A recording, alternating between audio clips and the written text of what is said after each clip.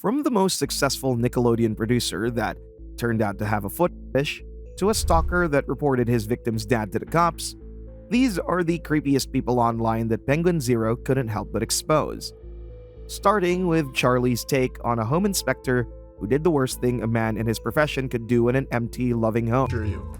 Kevin Van Leven was a home inspector who in 2021 performed some despicable acts of degeneracy on a Tickle Me Elmo doll. And yes, it's exactly what you're thinking.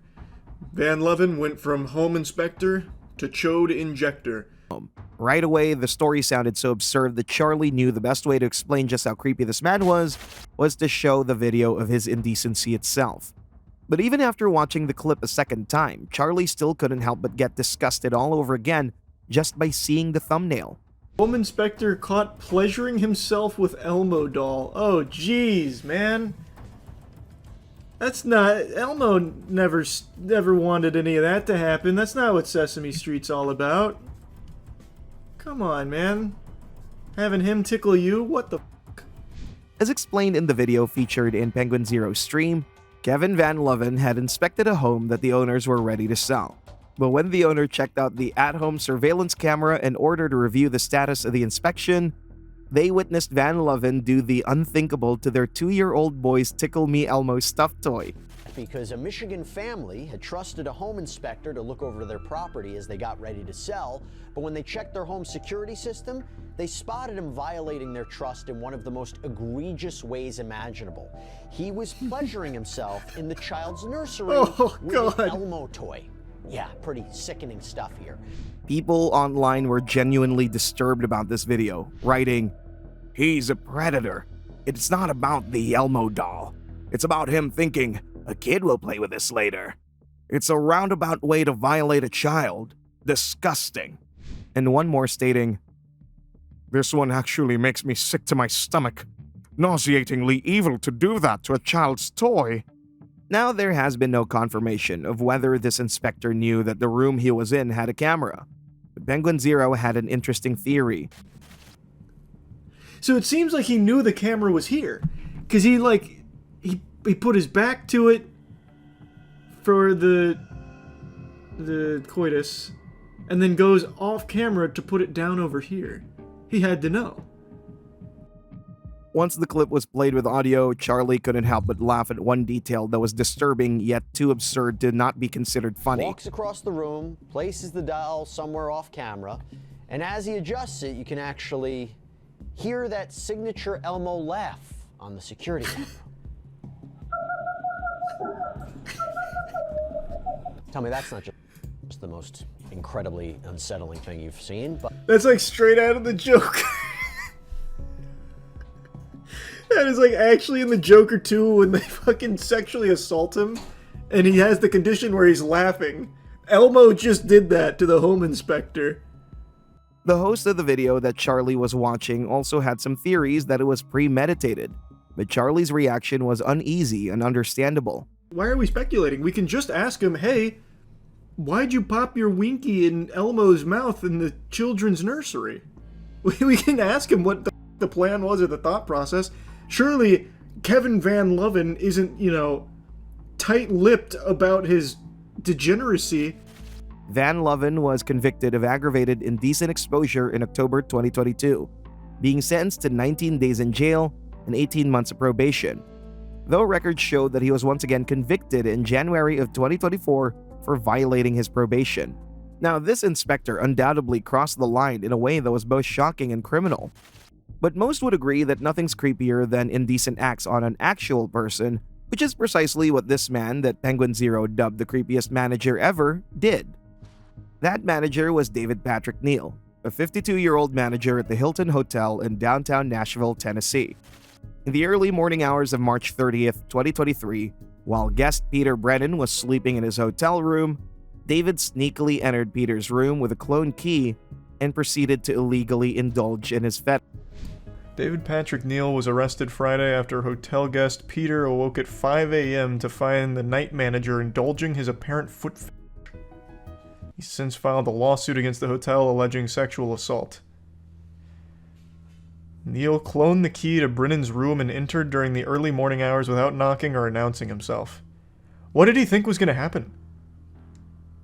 You would absolutely wake up to someone, like, suckling your tootsies. Especially if you're ticklish. That'd be panic-inducing. I mean, it's panic-inducing regardless to have this creepy fucking weirdo at the end of your bed just sucking your toes.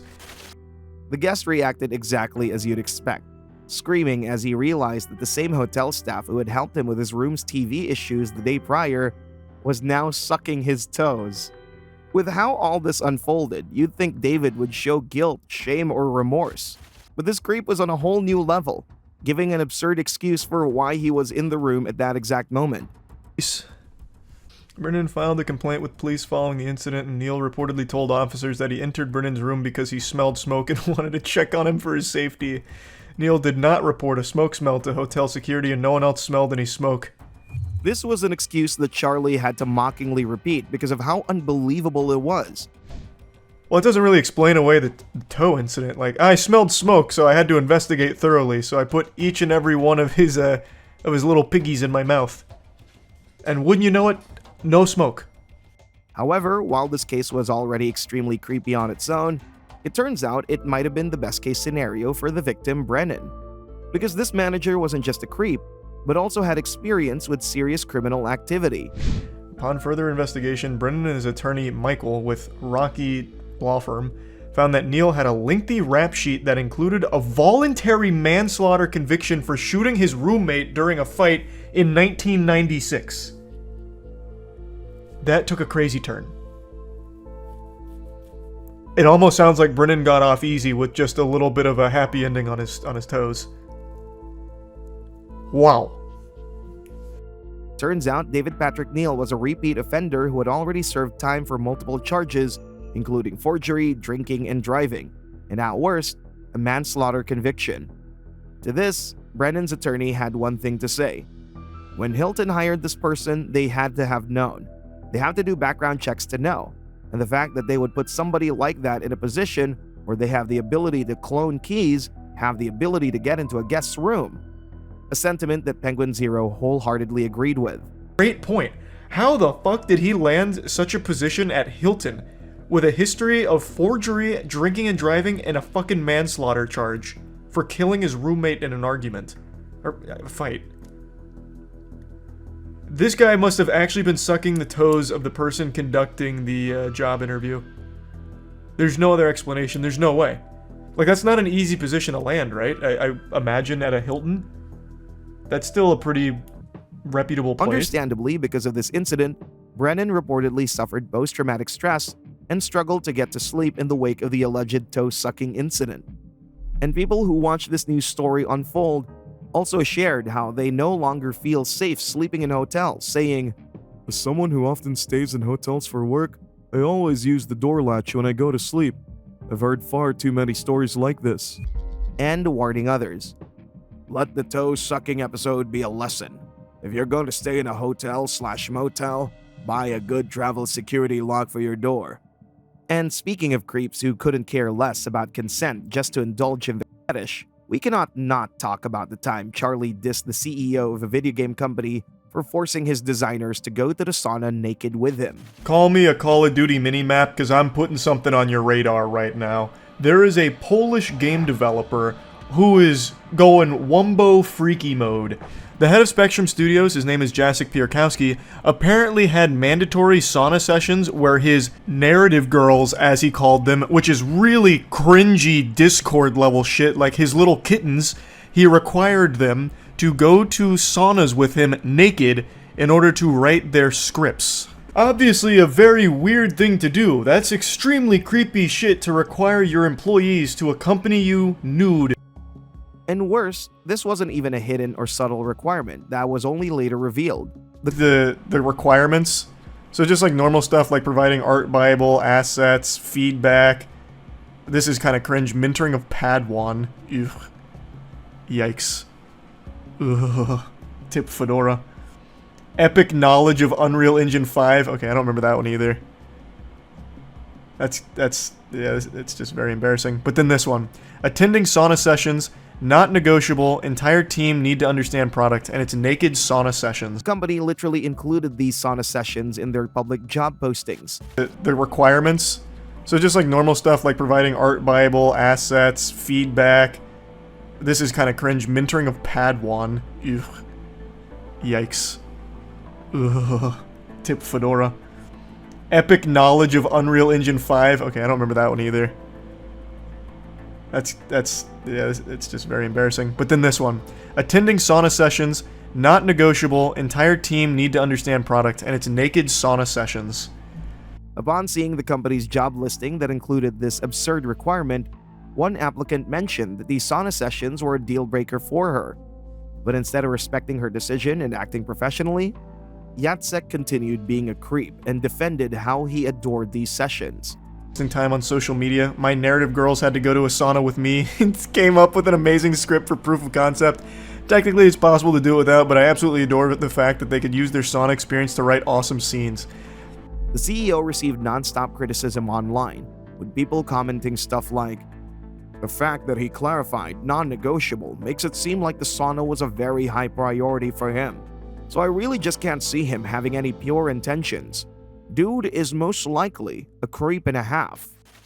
And discrediting his excuses for the behavior, stating, "If you wanted your team to research the sauna experience, you could have given them gift certificates for a spa. What an abuse of power." Charlie's reaction to his reply was also just as negative. That guy needs to be investigated ASAP. I bet there's cameras in that sauna, at the very least. That guy's got his phone fucking perched up somewhere. So it sounds like he had his female employees go with him to the sauna, and they were nude in order to write a sauna scene. Like, he's not even trying to hide it. This man's just nefarious. He's a fucking pervert. Man's a criminal. The story went viral, prompting the CEO to explain himself, saying, "Pierkowski claims that although visits to the sauna were indeed obligatory, there was neither a requirement to be naked in the sauna nor be in it with a boss. Although, as the quote below indicates, nudity seems unavoidable." Since Charlie couldn't wrap his head around how a game revolving around sauna experiences could be interesting, he theorized that the game could just be a front for this guy to indulge in his fetish. I don't know. If I'm being totally honest here, if I had to spitball a guess, I really feel like this whole thing from the very start was designed as some kind of evil plot from Jacek to force women to go to a sauna with him. That's really what I think. I feel like that's the whole purpose behind this project. And his giggling to himself while doing this with his hands, "Finally, I get to see naked women in person, and they can't say no, because I put it in the contract." It just sounds so degenerate and Essentially, the company's defense was that they required these meetings in the sauna to understand what the game's main character would feel while she was in the sauna. Something that just didn't sit well with Penguinz0 or anyone sane for that matter. So this is the explanation for why they have to go to the sauna, because they need the experience to write about it. And the article says, one might wonder if a developer creating a military shooter should expect their employees to enlist in the army in order to get the experience of it. And the answer is a resounding, of course not. Fucking no. You don't need to be going to frequent sauna sessions with your coworkers in order to write about a sauna. When this story surfaced, other people stepped up and exposed other problematic acts the CEO had done in the past, including him lurking in artist groups on Facebook, asking for samples of works with naked figures.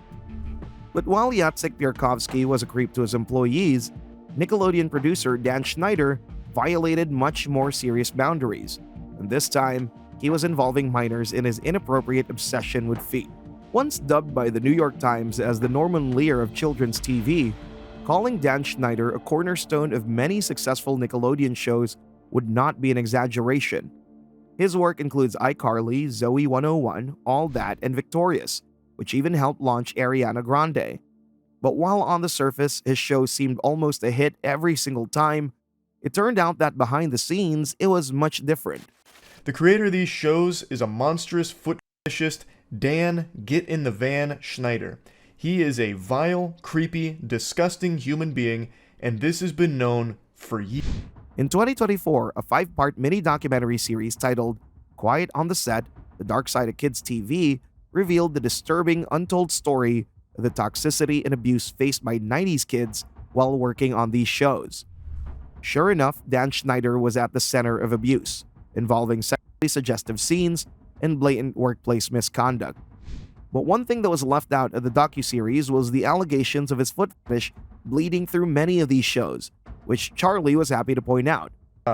After Dan's glory days at Nickelodeon, people started to pick up on how odd it was that a lot of these children's shows had an emphasis on feet. Pretty frequently, it was a common thread throughout a lot of these shows, like feet humor and having these child actors and actresses displaying their feet. From iCarly, in, out, duh.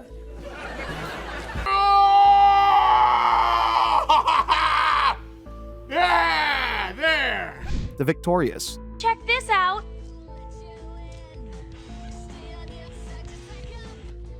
There we go. there was an oddly insane amount of feet scenes in most of these shows. And while that's already creepy on its own, it's much more disturbing when his production team, through the Sam and Cat show, literally requested young kids to take and send pictures of their feet. In 2013, one of the shows Dan worked on, Sam and Cat, actually ran a competition where kids were supposed to submit pictures of their feet to them. Like, that's weird. No matter how you spin it, that's a really weird thing to request from your audience of children, to take pictures of their feet for you. That's just downright creepy and wrong. I can't believe that tweet is still up, by the way, over a decade later, and no one thought to delete that. That is impressive. The docuseries itself didn't touch on this fetish aspect, mainly focusing on the broader sexually suggestive scenes and workplace abuse that either Dan allowed to happen or instigated. But the documentary was enough to prompt an apology from Dan, if the video could be even considered one. Stuff. And in response to all of this, Dan Schneider himself actually stepped out from the shadows, leaving his little gopher's hidey hole and addressing it head on in one of the most painfully scripted and staged apology video interviews I've ever seen. Hey, it's Boogie. I played T-Bo on Nickelodeon's iCarly. I got a chance to watch the Quiet on Set program, and I reached out to Dan to see if it was something that he'd be willing to discuss. I'm pleased to say that he said yes. Dan, how are you? I'm okay. The interview is not conducted by a professional, it's conducted by a former actor in one of Dan Schneider's shows, and he is not equipped to handle something like this. As expected, the interview positioned Dan to appear almost victim-like, a producer who only shot scenes that were approved by the writer's room, explaining that he had no problem deleting problematic scenes. Like the shows, the happier I am. Yeah. So if there's anything in a show that needs to be cut because it's upsetting somebody, let's cut it. So I think it's big for you to say with your work, if it's viewed as that today, you don't have a problem. Cut it. But Charlie wasn't convinced that this response made things better. Mind you, and his response was, cut it, just get rid of it, I don't want it in the show. If it's aged bad and it makes people uncomfortable or, you know, this and that, cut it. And Boogie's like patting him on the back for it, like, oh my goodness, wow, that's so benevolent, what a great solution, yeah, that makes sense. What the fuck? It's so easy for him to say that now, but it doesn't take away the fact that you filmed it. If you cut Ariana Grande milking a potato type shit, if you cut some of the foot stuff that you included in there, it doesn't change the fact that you still had the child actors and actresses doing that shit and were sexualizing them. It still happened. That's still bad. Cutting it from the final product doesn't erase what you did. And most people online weren't convinced either, claiming, he apologized for making other adults uncomfortable, but not traumatizing children. Jesus Christ. And stating the obvious that cutting those scenes doesn't erase what he did. It erases the evidence that he did it. Now, Dan Schneider did part ways with Nickelodeon in 2018, but talking about his departure, this was all Nickelodeon had to say. Following many conversations together about next directions and future opportunities, Nickelodeon and our longtime creative partner Dan Schneider / Schneider's Bakery have agreed not to extend the current deal. Since several Schneider's Bakery projects are wrapping up, both sides agreed that this is a natural time for Nickelodeon and Schneider's Bakery to pursue other opportunities and projects. However, many still believe that this move was due to the multiple complaints of abusive behavior against Schneider filed by members of his staff at the time. Just as Dan used his platform to indulge questionable fantasies, one controversial online dating coach created a course teaching men how to disrespect and manipulate women. This creep calls himself Alpha Dom, and his entire branding is focused on being this irresistible guy who claimed to have had over 100,000 matches on Tinder and allegedly dated 1,000 women in just 2 years. When Charlie caught wind of this, he couldn't resist calling this guy out and even proceeded to buy the course to actually see what kind of content it taught. I've stumbled across the creepiest dating coach the cyberspace has ever seen. He's like a Galactus-level threat to getting laid. Like, if you ever wanted to ensure every woman is frightened of you, follow his advice. But also, if you want to follow his advice, make sure you got your piggy bank ready to turn over because you got to pay for his course on it. That course in question is a whopping $216, a document that's still accessible online. And these were the type of lessons it was advocating. Go. You do not have to accept her. I'm a professional dating coach and I teach guys how to understand the female mind. You don't have to accept her rejection. Now, here's an example. I was talking to a girl and she said, I'm not really interested. And I, instead of just going, okay, and then just turning away, I did this. Why would you not be interested in me? I'm the best. A level of nonsense that Penguinz0 couldn't help but laugh at or mock. It's genius! The chosen one! Lisan Al-Gaib! How could we have not thought of that technique? Whoa! Instead of just accepting when a girl isn't into you, you say, wait, but you should be. No, you! He's done it! He's cracked the code! His midichlorian count is beyond our comprehension! To make sure his course and so-called expertise all seem believable, this Alpha Dom always made sure to refer to his own life experiences with women. Thing. If you think this thing you learned in high school, or that, is the best way to get a girl to, oh my god, to an O? I can drag my fingers down a girl's back. Stories that everyone else, except for the guys who actually bought this course, refused to believe. With one commenter stating that this dude hasn't entered the female anything despite claiming he knows how to enter the female mind. But worse than his blatant lies about how he's an irresistible coach with hundreds of girls lining up for him, this guy's lessons were so problematic and downright almost criminal, as they could be summarized as, if girls don't want you, you gotta force your way for them to do so. Proven by his back-to-back TikTok videos about rejecting rejection and being the alpha in the relationship. Alpha potential. Ask a girl, can I get your number? She said, no, I just got out of a relationship and I don't know if I'm ready to date or whatever. And I handed her my phone and said, go ahead, type it in. It'll be fine. Understandably, Charlie couldn't believe just how insanely delusional this guy was. Another story more fake than the Tooth Fairy here, but the way that he tells this story is haunting. I'm getting chills listening to it, like I feel threatened. We can get Chardonnay, we can talk like girlfriends and talk about your old relationship with this guy. We're not gonna do that, but it's gonna be okay. Another example. Once again, not forcing it, not being super aggressive. She can say no again, which at that point I would have disengaged. But guess what she didn't do? Didn't say no. And that was the first time it happened. And then I did it again and again and again and again and again. And most of them ended up coming over my house, ended up sleeping with me. You just gotta know how to do it. He even encourages men to sidestep rejections by women, as apparently rejection is simply a woman's way to weed out the spineless men. Despite receiving plenty of backlash online, this alpha creep still regularly posts dangerous advice for men. It wouldn't even be surprising if the next creep on this list was inspired by Alpha Dom's content and pushed it even further. Because his version of surprising a girl is to show up at her house 6 months after their first date. But what happens when a creepy weirdo delivers the worst surprise imaginable? Himself. This story is part of Penguinz0's horrifying/creepy text series, so we don't actually get to see or know who this person is.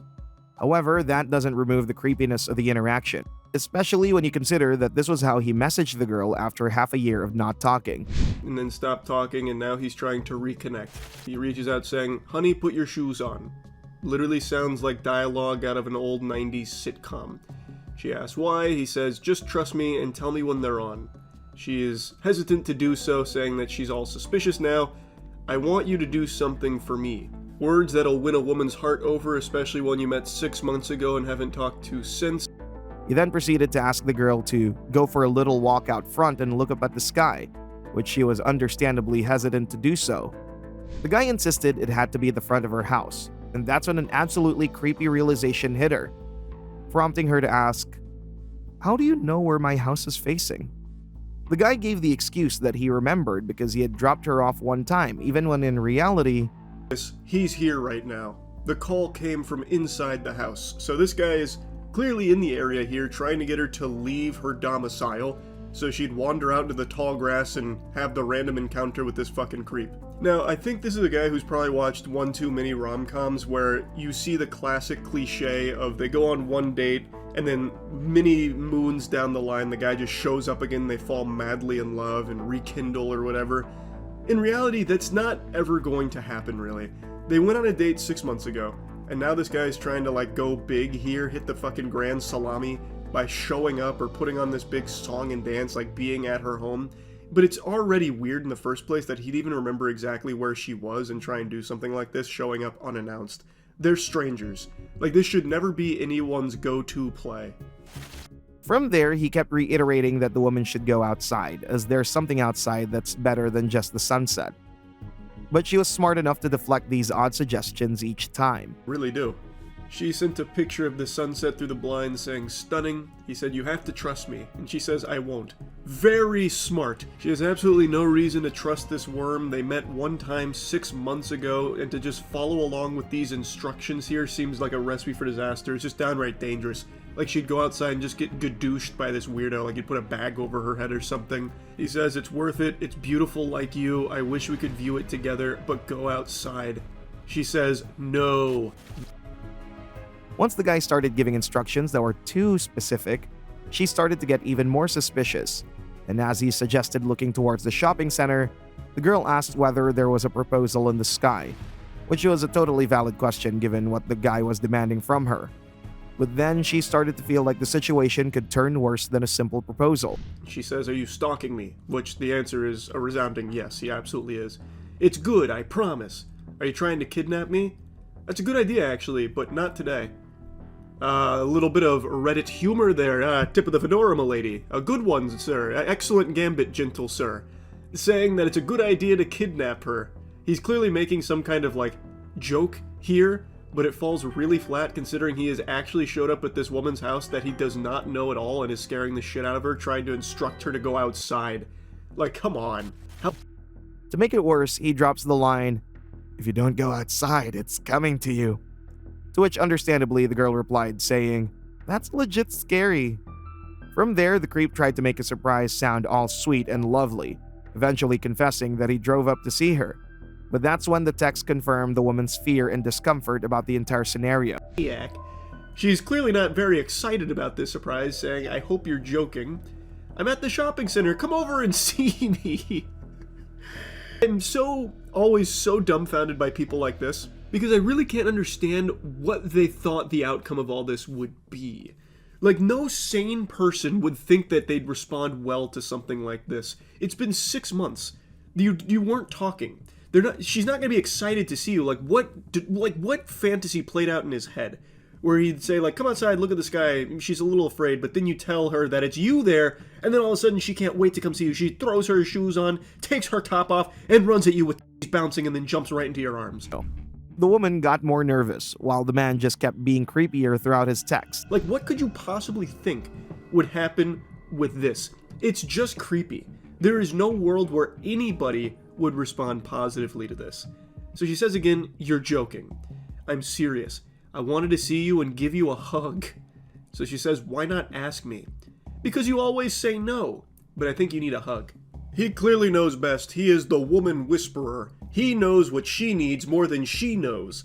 And he knows she needs a hug from him. I mean, who wouldn't need a hug from this guy? I bet it's such a warm embrace, so cuddly. And he's so sweet about it, too. He carved some time out of his busy afternoon spent plucking feathers off of live animals before boiling them alive, so that way he could come here unannounced and surprise her with a little bit of his presence after leading her outside, telling her to look at the sky, so he could sneak up on her and give her a big old hug. Oh my goodness. And they say romance is dead. Isn't that crazy? With someone like this out here keeping it alive, chivalry is certainly thriving. Apparently, after these text messages, he proceeded to bang on her door, repeatedly calling out her name. You gotta fucking understand how their mind works and what they go through every day. Imagine if every fucking day of your life you were approached for about 45 times, which is the number that I've but thankfully her dad managed to scare him off, something women who come across the next creep weren't so lucky to do. The creep recording this clip is Johnny Devin Young, and here's how Penguinz0 introduced him. Let me introduce you to Johnny. Johnny is the epitome of turbo virgin. I know this word gets tossed around a lot, but he is a self-proclaimed incel and one of YouTube's most prolific stalkers/woman harassers. He would literally camp out in parking garages of clubs, bars, and fitness centers. Then, after taking out his phone, he'd follow women and actually harass them. And he'd follow them for what felt like miles. These videos would go on for so long, and always it would end up the same, them threatening to get the authorities involved because they were literally scared for their lives around this guy because he was completely unhinged. He'd been known to harass people for over a year, prior to gaining mainstream attention. Though local authorities had already been receiving reports of unknown men who harassed women verbally without revealing their identity. This time he went too far. He recorded himself physically assaulting a woman, and once the video surfaced online, authorities were adamant to identify and arrest him. He actually assaulted a woman who defended herself from him. He pepper sprayed her, and it was after he instigated the entire conflict, and now that video has surfaced and the authorities have gotten involved and they're looking to arrest him and potentially charge him with assault with a deadly weapon as well as a hate crime and the discharge of tear gas. Here's the clip of the actual encounter. My fat ass is ready to get hard for you. Cops are coming right Why would you call the cops on me, bro? I'm just speaking. It doesn't matter. Fuck you, you bitch, you little void. Oh, you little. Whoa, what's wrong with you? Chill out, chill out, chill out. Hey, chill out. Chill out. Chill out. You just kicked me in the balls. You back up. You back up. You back up. Throw that at me, you're gonna.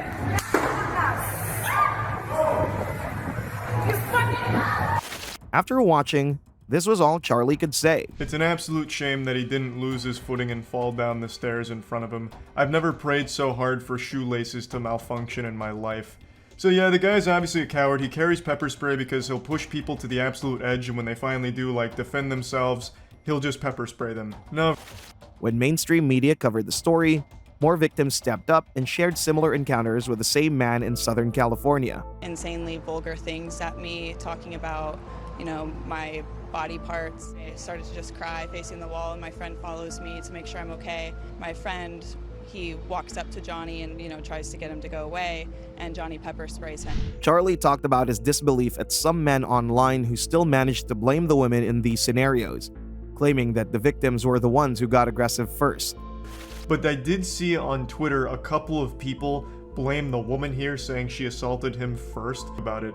There's such a drastic difference between throwing a shoe after being verbally harassed for however many minutes before filming, because he was doing this even before he started filming. This is only a piece of the video.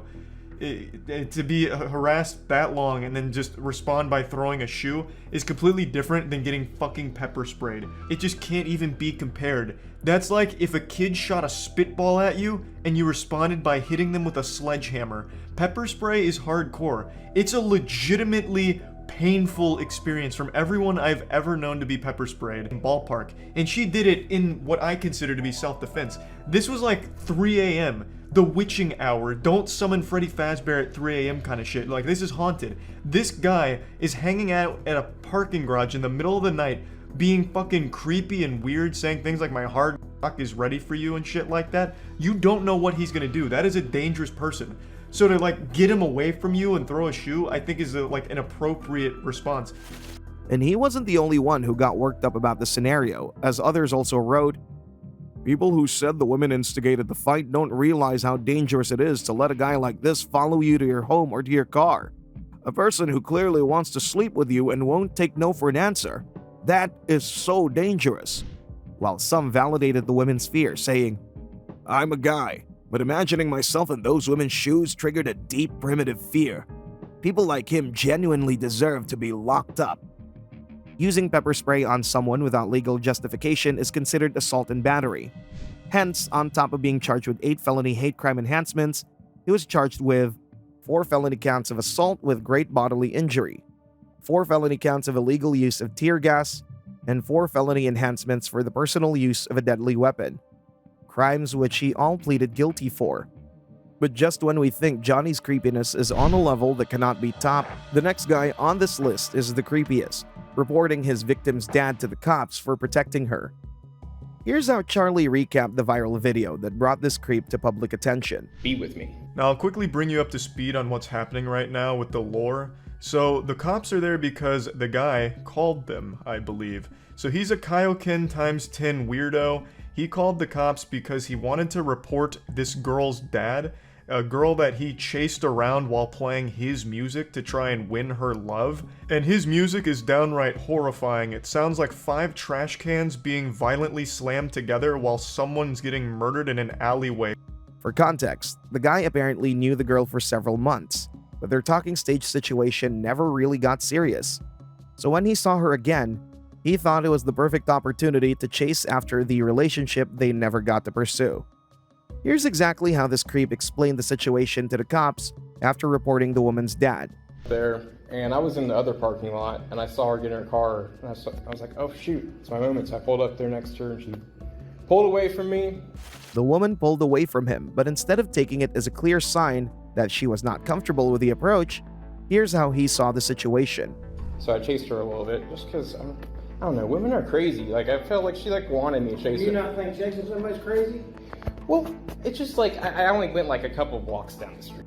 To make it all worse, apparently his main goal was to give her the chance to listen to his music, which, by the way, Charlie described as such. Love. And his music is downright horrifying. It sounds like 5 trash cans being violently slammed together while someone's getting murdered in an alleyway for the vocals. And no, Penguinz0 was not exaggerating. I'm gonna play you just a quick snippet from one of his tracks. Fire sprout to the moon, to the top and grow! Elements coming together now! Weird. How can they not appreciate a complete psychopath chasing them around for a few blocks while blaring music that sounds like the soundtrack to a slaughterhouse? No wonder the top comment in Charlie's video writes, "I was prepared for terrible music, but I was not prepared for a literal jump scare." To no surprise, the cops did not buy his excuse for following the girl around. Hey, don't you think chasing somebody's crazy when they obviously don't want to? Well, I had my song playing, and I wanted to her to hear it maybe. Though this creep was still delusional to think that the cops would side with him, victim's father to them first. Obviously. Her father called me up, and he made some threats to me and to my life. Okay. And so I just want to have his name on file. What did he say to you? I think he said he's gonna stab me, but he's cussing at me. He said that, or he did say that? He says, I'm gonna do something to you. I swear I do something to you. For chasing your daughter? Yeah, but it wasn't chasing. It was going down a couple streets. That's fun to women. Women like that. A little bit of excitement. No, they don't. Penguinz0 couldn't wrap his head around the creep's argument and proceeded to say, fucking unhinged logic. No, I wasn't chasing her. It was minor stalking, that's nothing. Women love to be stalked. It's fun to them. It's exciting. God, what an absolute lunatic. So yeah, the dad calls, apparently made threats against him because I'm assuming his daughter called him in a panic, holy shit, this guy's coming after me, and I'm fucking horrified. But just when things were already bad as they were, this creep goes on to mention how most women have fantasies about being violated. Hence, his actions should be justifiable. Statements that cops themselves couldn't believe they were hearing. I'd probably tell you the same thing. What about BDSM porn, where women like to have rape fantasies? Well, apparently this girl doesn't. Well, who knows? Most women do like having rape fantasies. Okay. Do you think she does? I don't know. But apparently she don't. Well, so what do you want us to do? Well, I just want you to get his name on file, just in case he does do anything to me. Do you know his name? I know his daughter's name. What do you know his name? I know her name. I don't know his name. He called me from a restricted phone number. Okay.